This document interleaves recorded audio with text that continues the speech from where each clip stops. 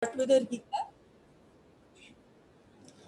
So in yesterday's class, we started our discussion with the first lecture module, which is about sets, relations, and functions.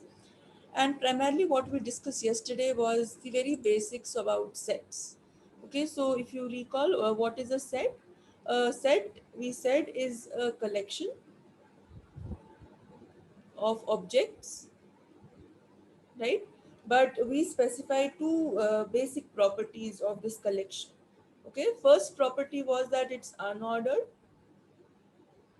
Second was that it consists of distinct objects, okay, which gave us two very important property about sets. That first is that the order is not important. So if you have two multiple sets which are just differing in terms of their order, so they actually belong to the same set. And second thing we infer from this is that repetition is allowed.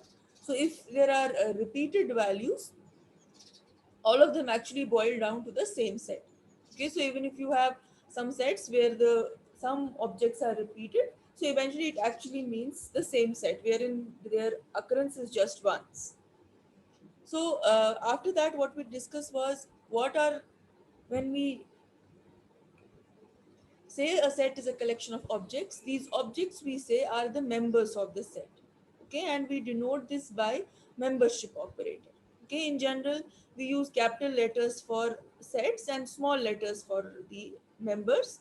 And if some element belongs to that set or some object belongs to that set, we write it using the membership operator that A belongs to this set. And if it does not belong, we just use this not membership operator. The next thing we studied was different representations of sets. Okay, so primarily there are two kinds of representations. Okay, so first was the roster form, and second was the set build set builder notation. Okay, in roster form, what you do, if you recall, you list all the members. Okay, whenever it is possible, either you list all of them, or if the pattern is obvious, you can use the ellipsis in between, right? But as we discussed, this is not very generalized method to represent sets, because if we consider sets which have infinite number of elements, this is completely illogical to use, right? So we come to set builder form. Okay, what is a set builder form? In set builder form, you represent a set on the basis of some common property that all elements tend to possess. Okay, so normally you write the set name, and then you write the curly braces which denote your set. Then you use some descriptive element which will define the members of that set, and then you state the properties. In the properties, you separate out each property by a comma which actually denotes and. Right, so set builder form is used for those sets wherein all members have some common property. Right, so these were the two basic representations that we discussed yesterday. Then the last thing that we ended up or our yesterday's discussion was the subsets. Okay, so what do you mean by subset?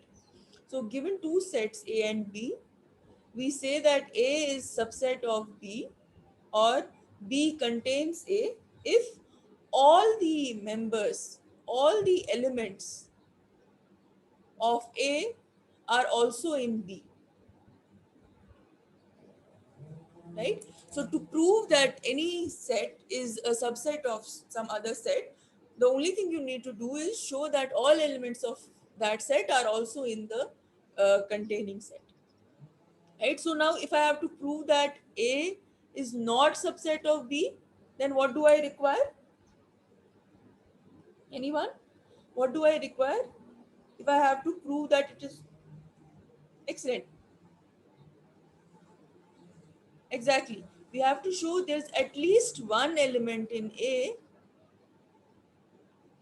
which is not there in B. That is, we need to show that there exists some element A which is in A, but this small a is not in B. Okay, and but just by showing this, we can show that this is not subset of A is not subset of B, right? So here we use this notation subset, and then there's an underbar. Okay, under par means there's a possibility that both are also equal, right? So what we last discussed was something called a proper subset, okay, which is denoted by this notation. So when we say A is a proper subset of B, what we say is A is subset of B, but A is never equal to B. So we rule out the equality of the two. Okay, and we discuss how can we do this. If we want A to be proper subset of B, or we say in that case B is the superset, what do we require in this case? Again, exactly. So what we want is all the elements of A should be in B, that's fine. But B should at least have one extra element. At least one, or definitely more than it would be great, but at least one extra element should be in B so that we can claim that it's not equal to B. Again, by extra I mean a different element, right? So that is where we had ended our discussion. So what we'll discuss today are various kinds of sets which are evolved when we deal with these set notations. Okay.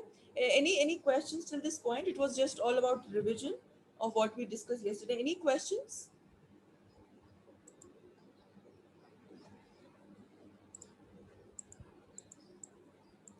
Okay, excellent. So let us then move to our first topic for today, which is set equality. Okay, when do we say two sets are equal? Okay, so when suppose you are given two sets A and B, we say that these two sets are equal if both of them have exactly same elements.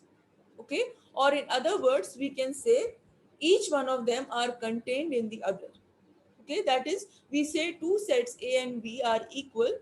You can prove this using two things. First, you show that this denotes for all elements X. Okay, if X belongs to set A, then it should also belong to B. That means all the elements which are in A should also be the elements of B. Okay, and it is bidirectional. So same applies. If all the elements of are in all the elements which are in B, they should also be in A. Okay, so either you can do in this manner, or equivalently, what does it mean? Okay, so if I write A is subset of B, what does this mean? It means that all the elements of A are also the elements of B. Okay, so if I write in terms of set notation, I can say for all the elements X which belong to A, okay, those elements X also belong to B, right? So that means A is subset of B. Okay, now if I say B is also subset of A, what does it mean? It means all the elements which belong to B, all such elements should also belong to A, right? So that means if I have to prove two sets are equal, I can also prove A is subset of B and B is subset of A. Okay, which indirectly tells me both of them have exactly same elements, right? So that is how you show two sets are equal. Okay, you show that all the elements which belong to one set are also in the other set, and the vice versa direction, right? But while you are studying all this, you need to keep in mind we are dealing with sets, okay, which have their own properties. That is, it's an unordered collection of distinct objects. Okay, so you need to keep in mind the order and repetition property as well. Okay, so so let us see some examples. Okay, so suppose I give you two sets, 1 3 and 5, and 3 5 and 1. Is it equal or is it not equal? Right? How do you say it's equal? Because in sets, exactly, all elements which belong to A are also there in B. You can see that in these definitions, none of these definitions we are saying their order should be equal, right? That the corresponding element should be equal. First element should be equal to the first element of this. second element should be equal to second element of this, right? There is no restriction on order. Okay, so since all elements of this set belong to the elements of this set, so they are definitely equal, right? Now what about this? I mean, just looking at the size, it looks like this is a larger set. They are equal. Very good. Why are they equal?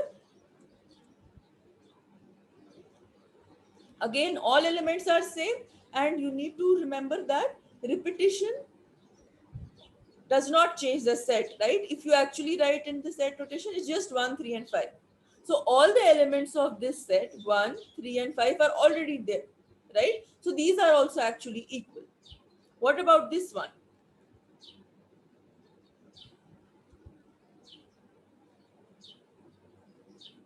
They are unequal. Yes, they are unequal, but first one is subset of this, right? So is it a proper subset, or is it a...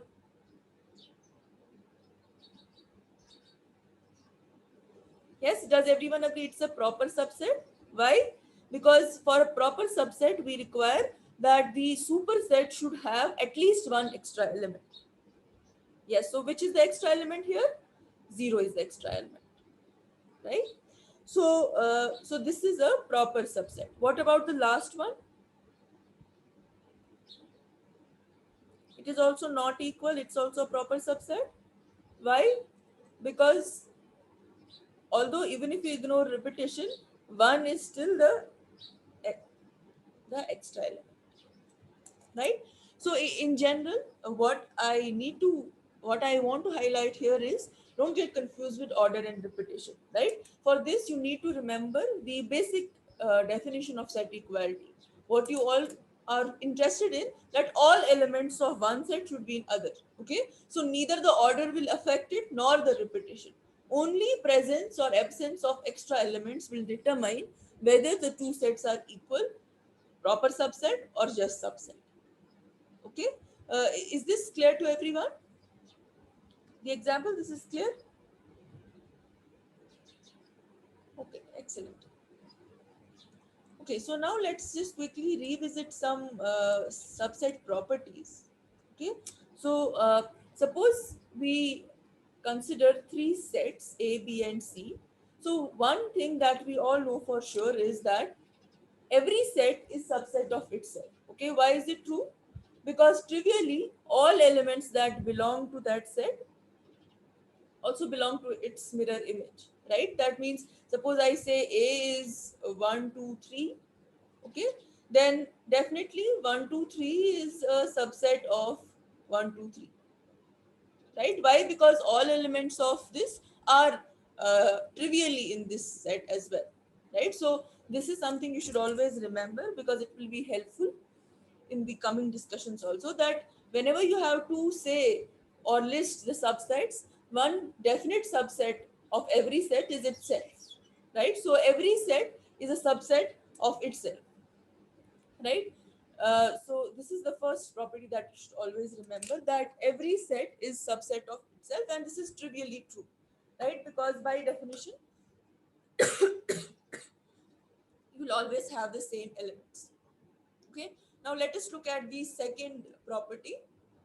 That is, if A is subset of B and B is also subset of A, okay, then what should be the result?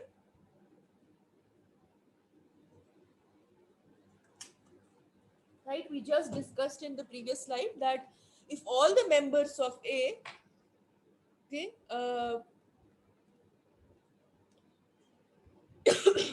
are also the members of B, right? Like if I consider A to be this and B this, so you can see that all members of A are also the members of B, and all members of B are also the members of A, right? So this condition tells me actually A is equal to B, right? So this is the other property we have, that if two sets are contained in each other, so basically they mean they are equal. And why is it so? Because we are ruling out there is any extra different element, because all the elements of a set are contained in the other one, so there is no extra element, so that means they are equal. Now what about this last property? what we are saying is, okay, let me just give some examples. I'll take very simple examples.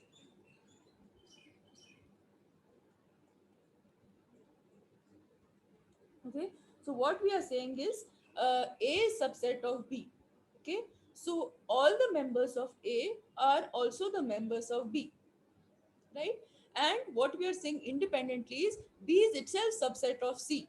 So all the members of B, okay, including the two members which were also in A, are also the members of C, right? So how can we relate A and C, right? So you can see by virtue of this first relation, since all the members of A were members of B and whole set B is contained in C, so what does it indirectly mean?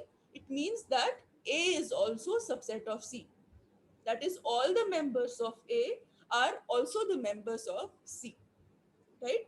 So these are the three properties which are very popular in mathematics, not just in subset sets, but in all the properties. Does anyone recall what kind of properties are these? The three properties? You will see these very frequently in different topics, whether it's group theory, whether it's relations.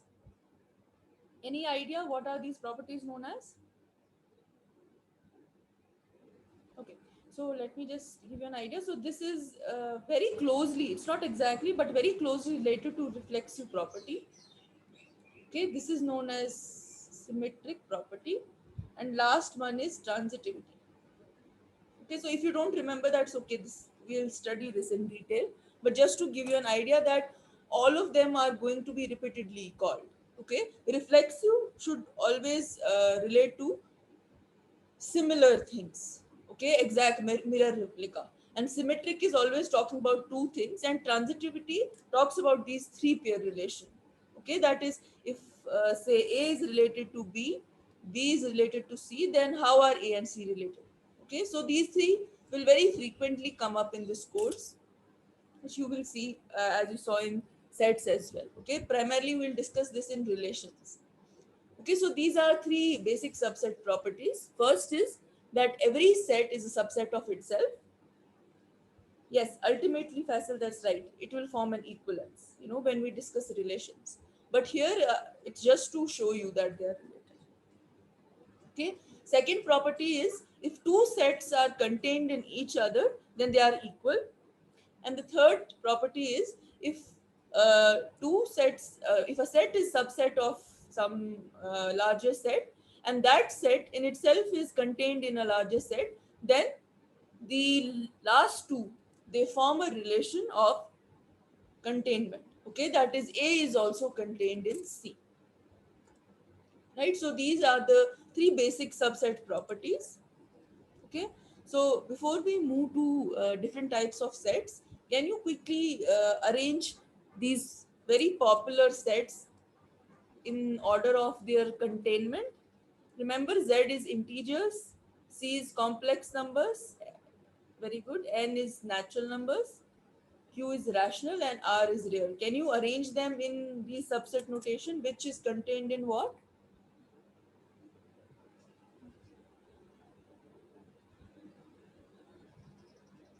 Excellent. C is the superset of all of them. Okay, so what is the full chain?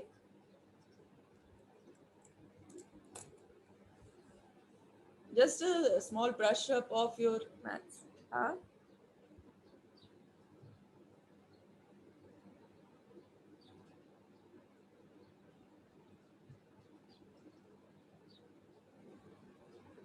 No, no, little garbage. Just think about it. Q is rational numbers, R is real numbers.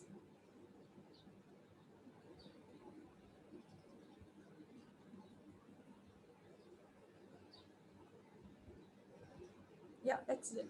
So you have N. Okay, so you have N first, right? Natural numbers. They are contained in integers. Integers are contained in rational, and then you have real, right? Real is a superset of rational, and then finally you have complex numbers. Excellent. Okay, and are these proper subsets? or so, or you can write it as subsets. They're all proper subsets, right? Very good, excellent. Okay, so let us now start with different types of sets that we can have. Okay, so first type of set we generally deal with, this is very important as we progress in the course, is the universal set. Okay, now let us see what is a universal set. So universal set, typically represented by a bold U, is actually set of all the elements, okay, or in general, the entire universe from which a given set can be drawn, okay. But this universe is very relative, okay, relative in the sense that it depends on the context of the set. Okay, so what is this universal set? Set of all possible elements, okay, from which you can draw different sets out of it. Okay, but this is universe is in relative sense. Okay, let me give you some examples. Suppose I am dealing with a set of numbers, say minus 2.42, right? So I have to decide a universal set. Okay, so universal set should contain all these elements, like all possible combinations of these elements, right? So can I write u to be natural numbers?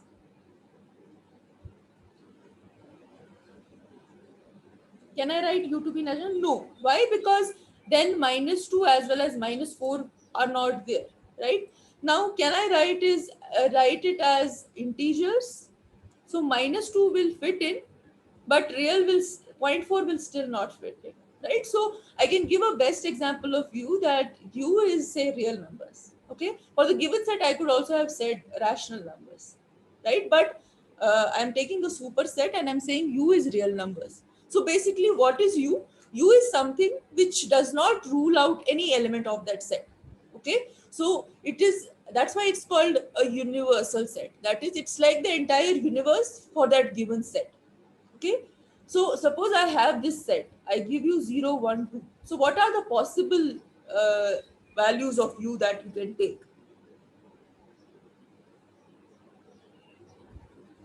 So, okay, let's start with a smaller one. Can you take n to be this set n0, I would say, right? You can take n0. Why? Somebody said no. You can take it, right? Based on you have seen just three elements, right? So anything which is a superset of it can definitely be a universe, because universe means the larger part. Okay, so if n0 we already saw from previous slide is contained in z, it's contained in q, it's contained in r, it's contained in c. So any of these you can use as universe for this, right? Ideally, if you don't want to miss out any number, you would definitely pick up the superset. It will never miss out any number, right? But the main idea here is universal set should be that set which will cover up all the elements, all possible elements of that set. Okay, now let's try similarly for the other examples. Okay, so suppose I want to find the universal set for set of students in this class, in your class. So what should ideally be the universal set? Okay, always start from the smaller, don't go to the extreme superset. No, students in this class. Exactly. The smallest thing you can do is either you say batch 2020, so you are definitely a subset of it, or you can say IT department. Again, you are again a subset of it. Okay, if you kind of move ahead, you can say all students in NIT. That's also definitely a universal set for this, right? And if you have to really extend, you can say simply very generic thing like people in Kashmir, people in that particular country, or so on, or the entire human race. That could be the complete superset, right? But basic idea is you start from something which is common. You always begin at a higher level, which is the common property. Yes, the superset would be entire living race in the entire galaxy. Teenagers is also fine. So you get the idea, right? So you, by saying universal set, we define a larger set which would contain all the sets, right? But now where to stop? Okay, whether I stop at NIT, whether I stop at Kashmir, whether I stop at India, whether I stop at Earth, or I go on, that depends on my context, right? Like in this case, whether I stop at N0, Z, Q, R, C, it depends on how much I want to deal with, right? Because if I consider universe to be C, definitely I am covering a lot of things, right? If you go by again by the computer science analogy, right?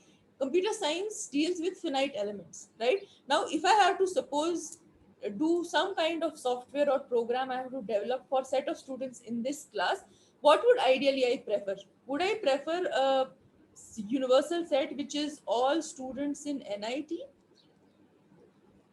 or would I prefer a larger subset like all humans on earth? Okay, I'm giving you a setup that you are a software engineer and you have to develop a software, and you know that your target set is the students in this class, and for some processing or sampling thing you require to set a universal set. What would you ideally choose? Would you choose all students in NIT? Why did you choose this one? This is correct, but why did you choose the first one? Exactly, more efficient. And if you tend to do do it for all people on earth, it's going to take a lot of resources, right? Because your the set under consideration is too large, it will take a lot of your resources, right? uh, but definitely, if I just don't stop here, I define something in between, say all students in the world. So it's something in between this. Okay, and assuming that I'm making a software for students, right? So you can see you may also be inclined to choose this as you, because in that sense, your software will be applicable not just for NIT students but for all students in the world, right? But again, see the difference. The number is going to increase. Okay, so suppose you have to provide services, the target set is increasing. Okay, so all this needs to be kept in your mind as a design engineer, that what is my universal set. Okay, so the efficient method is always to try to use that universal set which will cover up all your possibilities, okay, while being the smallest. Okay, what is the smallest view that covers up all your possibilities? That is what you should take as your universal set. Again, the reasons are, as you mentioned, efficiency, and so that always our target is to be resource efficient, so that we use our resources efficiently. Okay, so no doubt universal set can be a very huge superset, right? But your target should always start to attack the smallest possible universal set. Okay, is that clear to everyone? This is very important to understand. This is clear. So whenever you are trying to search for a universal set, it should always, your goal should to always start from the bottom, the smallest possible set which will cover up all your possibilities. Okay. Similarly, the last example is the vowels of alphabet. So you can keep the subset as, sorry, universal set as the entire English alphabet. Okay. So in general, what is universal set? So whenever you are doing any application of set theory or any operations or anything, you fix some large set, okay, from which all other sets can be drawn, and that is the set which we call as the universal set. Okay, so it is a set in which we assume all the elements of the universe can be drawn from. Okay, where universe depends on your problem at hand. Okay, so this was your universal set, right? Now let us see the other set which is kind of complementary to it, which is known as empty set. Okay, so let us see what is empty set. You might have already got an idea, but let us try to relate it with the universal set first. Okay, so suppose I give you a universal set U, okay, and some property P. Okay, and suppose there are no elements of U which satisfy that property. Okay, so suppose this is the example I can give you. I define a set S of members X such that X are integers, positive integers, and they satisfy this property. x square is equal to 3. Okay, is there any integer which satisfies this property?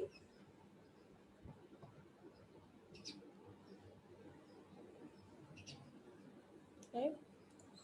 No, why? Because x basically is equal to square root 3, right? Plus minus square root 3, which is not an integer, right? So definitely this set is has no elements,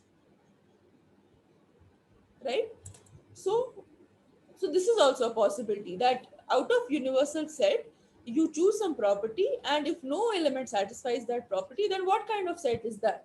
Okay, such a set which has no elements is known as your empty set or null set. Okay, and it's normally denoted by a phi. Like in ATech you will get this symbol using backslash phi. So this is known as your empty or null set. Okay, so what is empty or null set? Empty or null set simply means an set which has no elements. Okay, sometimes it's also denoted by empty curly braces. So this basically is nothing but a set which has no elements, which is just empty, right? Like other example could be all positive integers which are greater than their square, right? Which is never possible. There are no integers which whose squares are greater than themselves, right? Can you state some other null sets? Just a brainstorming session. Any null sets that you can think of quickly?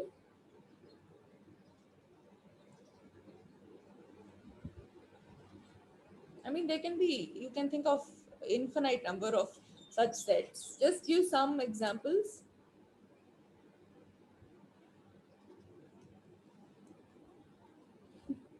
Nice. Okay, driving a car at age less than 1 year. Okay, it's null set. I don't think there's someone born with such a quality yet. Negative number of squares. Negative number of squares. Okay, a square which is negative. Okay, that's also good. So I can write it as x. X belongs to Zn, and x equal to y square, where y is n.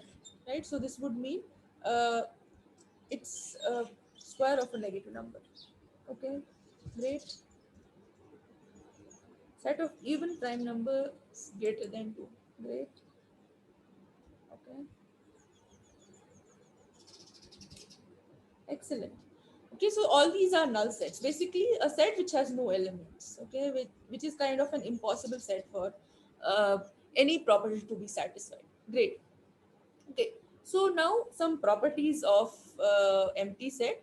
So empty set, since it has no elements, so trivially it is said to be subset of every set. Okay, because we say some set is subset of any other set if all its elements belong there, right? Now since empty set has no elements, so trivially it is subset of all the sets, right? Because it consists of zero elements. Okay, and for any set, uh, this is the relation which is always true, right? Empty set is subset of uh, every set, and all the sets are always contained in universal set, right? Because universal set is considered to be the superset for that problem, right? So this is the relation that you normally see for any set. Okay, so far you have seen two sets which are always subset of a given set. What are they? Like if I have any set A, there are two subsets which you have already seen. Can anyone state them? What are the two subsets which will always be there? Very good. One is your excellent. One is itself, right? Because every set is subset of itself, and the null set because null set is subset of every set.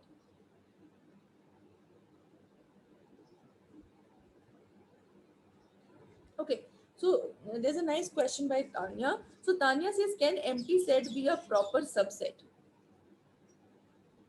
Okay, so let's try to argue it with. So what can you say? How when do you say, Tanya, that a set is a proper subset of something?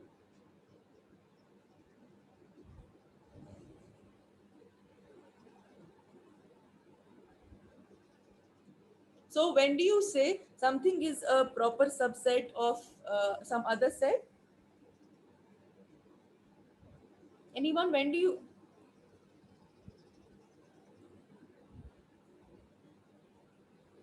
right? So for all the sets, so all the sets actually, for them, phi is a proper subset. Exactly. For all the non-empty sets, phi is a proper subset. Okay. The only case where it's a subset is itself, right? Like Jamil has very nicely summarized it. For any non-empty set, basically, phi is always a proper subset, okay, which you can easily see with the definition, right? If you ever need to prove anyone is a proper subset, what you need to show is that this superset should have at least one extra element, right? So even if it has one element, that means any non-empty set which has more than one element will definitely have something extra than this, right? So phi is actually proper subset of all non-empty sets. Only this is the case where it is not a proper subset, which is itself.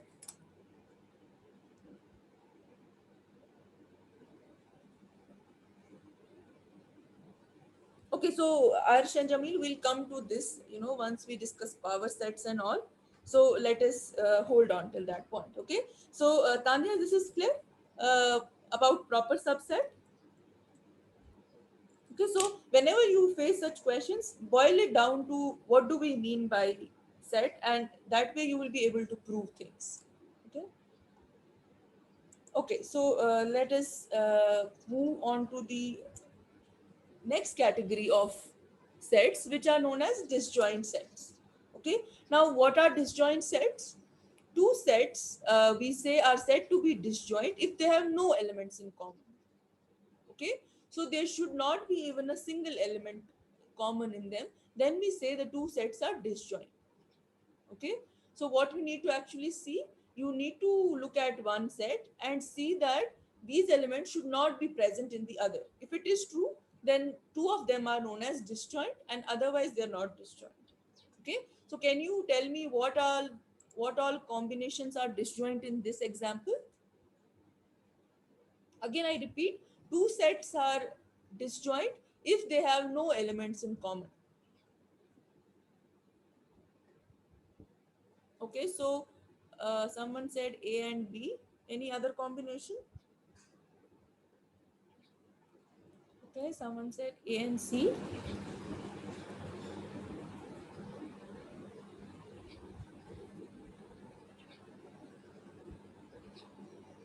Mhm.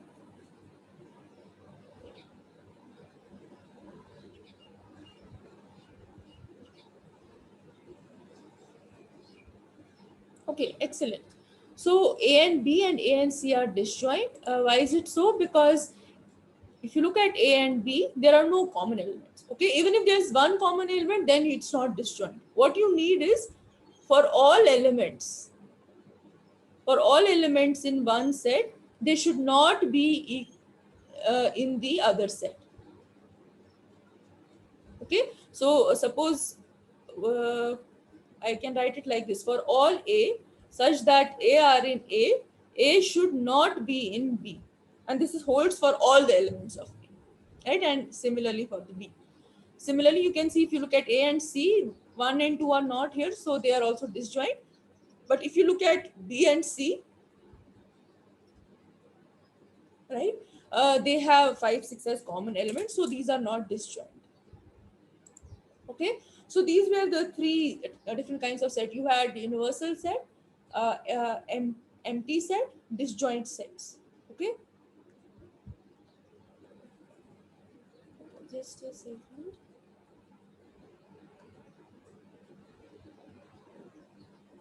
Okay, now let us move to the next very important topic about sets, which is known as set cardinality. Okay, so what is set cardinality? The cardinality of a set is said to be the number of elements, total number of elements in a set is said to be its cardinality.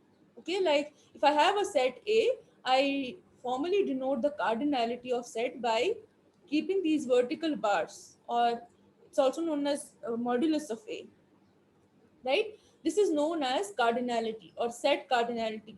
That is total number of elements contained in A, right? Like if you see this set R, it has 5 elements, so cardinality of R is 5. Okay. Similarly, if I consider the empty set or the null set, its cardinality is 0 because it has no elements. Okay. Now let us consider this set. Okay, it's a special set because it also contains some set inside it.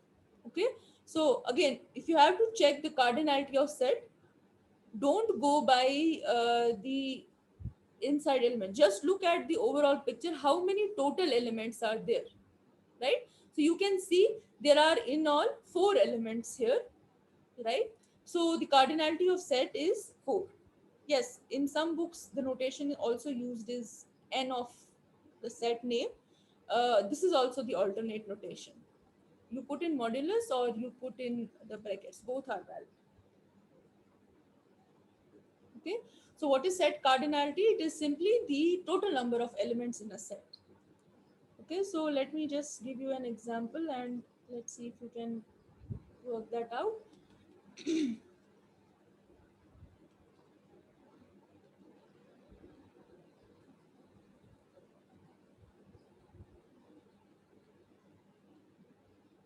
Okay, so what kind of set is this? It's a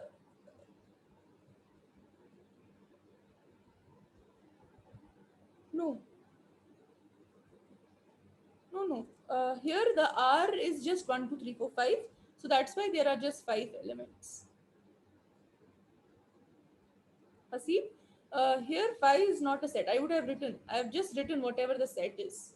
Okay, there's no 5 inside this. Okay, only the last example is a special example wherein the members are also sets. Okay, this is a simple example wherein you just have simple elements as the members.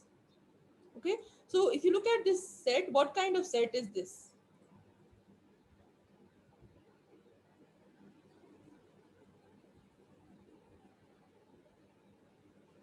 Yes, it is also a set of sets, right? Because you can see the members are not simple objects, they are also sets, right? How do you decide that? Because you can see the members are enclosed within brackets. So anything within brackets is also a set, okay? So all these sets are part of or members of the set, right? Now, if I have to say the cardinality of this, what is the cardinality?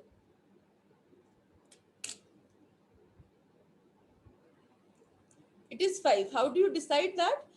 You don't count the individual elements, you only look at the higher level, how many total members are there. Okay, irrespective of the fact that these members are simple numbers or these are sets. So you can see there are 1, 2, 3, 4, and 5 numbers. Okay, so this is known as your set cardinality. That's why I think someone repeated. Okay, I'll repeat it, Zisha. So, what is set cardinality? Set cardinality is basically simply the total number of elements in that set. Okay, it's either denoted by writing to set name within 2 bars, or in some books you also see it like this, n of a.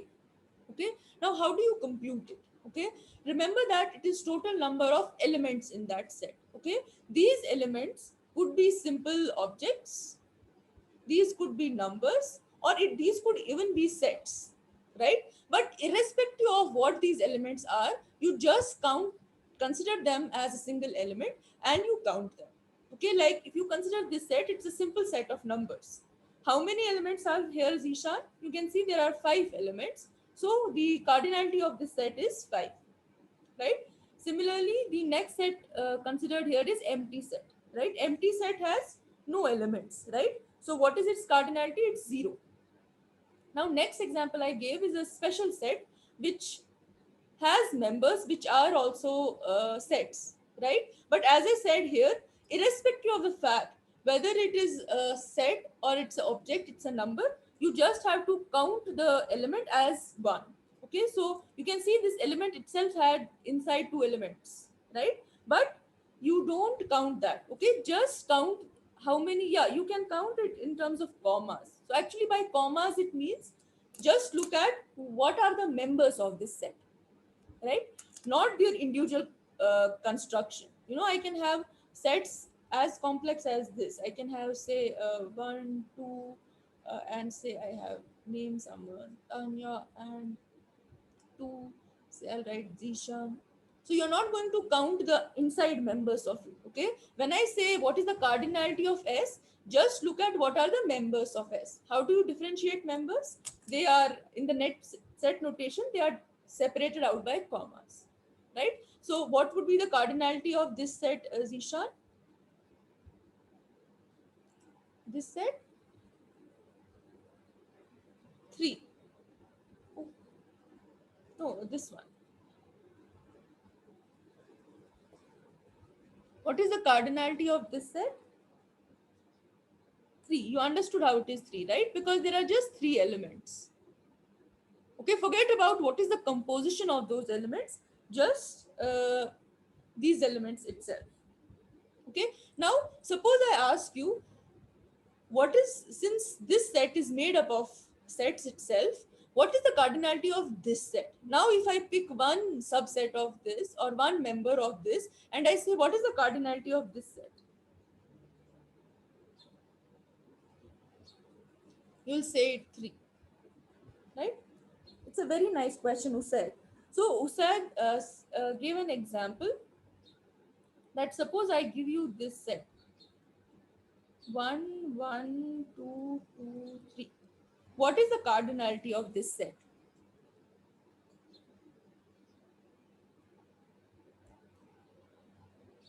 Okay. How did you say 3? Okay, remember, you need to use here two things. Why? You need to first use the definition of cardinality. What is cardinality definition? It is total number of elements in a set. Okay. So total number of elements in a set. Okay. Now if you go back to set definition, what is this set 1, 1, 2, 2, 3 actually equal to? It's just 1, 2, 3, right? Because repetition or ordering doesn't affect a set, right? So that's why its cardinality is just 3, right? This is actually not a valid set notation, because eventually, even if there's a repetition or there's a random ordering, it boils down to the same set. Is that clear, Usad?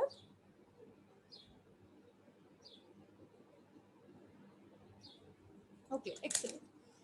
So let us proceed further. Uh, okay, now the last kind of special set we have is a singleton set. Okay, a singleton set, as the name suggests, is a set with just one element. Okay, that's known as a singleton set. Okay, now that's fine. Any set with just one element is a singleton set. Suppose I have a equal to 1, right? Or suppose I say even prime number. Okay, there just you have 2. Similarly, any set which has just one element is known as singleton set. Okay, now what is then difference between these two? Can anyone tell me what is the difference between these two?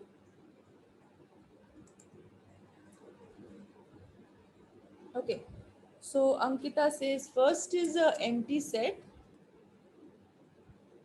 and she claims that this is a singleton set. Anyone agreeing with this?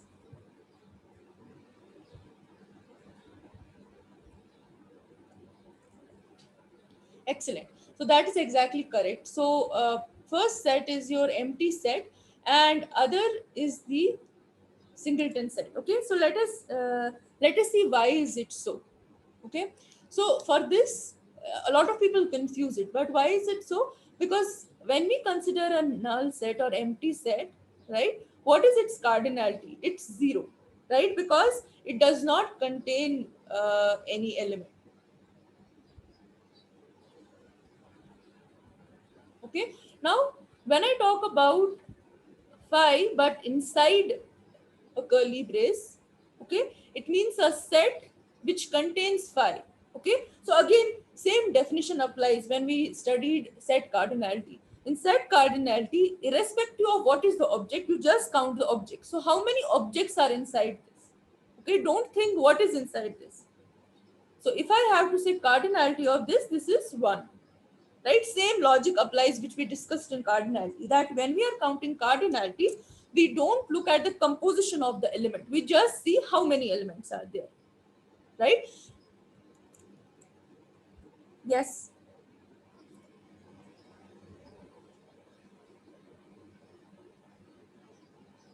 uh, See, the cardinality, we'll discuss this when we discuss functions. So basically, for infinite sets, uh, there are two kinds of things. One is those sets which have, I mean, since you have studied math, so I'll just use those definitions. You have, a one-to-one function with natural numbers. Those sets we can define cardinality because they are known as countable infinite sets.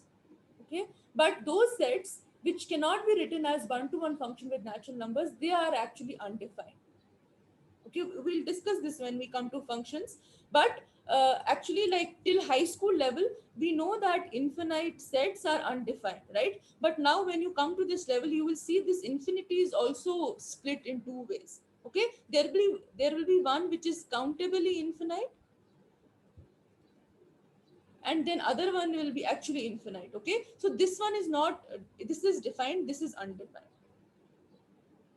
Exactly. So here we'll use relation with natural numbers, but this will use relation with real numbers, which we cannot define.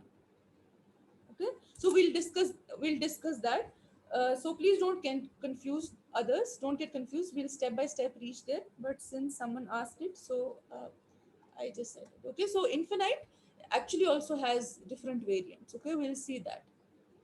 Okay, so I was discussing power set with Ismail. What we discuss next? Just hold on it. Let me just finish with it. So this is the difference between null set and the singleton set. Okay, since singleton set itself contains the empty set, so that's why it's singleton. It's not a empty set. Okay, and a very good analogy to understand this is using your computer science example. Okay, so suppose I make a folder. Suppose this is my desktop, and I make a folder. Okay, if I make a folder which is empty, right? So if you check the contents of the folder, what is this folder? It is empty, right? But now suppose I make a folder, and inside that folder I put in this folder. So what is the cardinality of that folder? How many files are there inside this folder?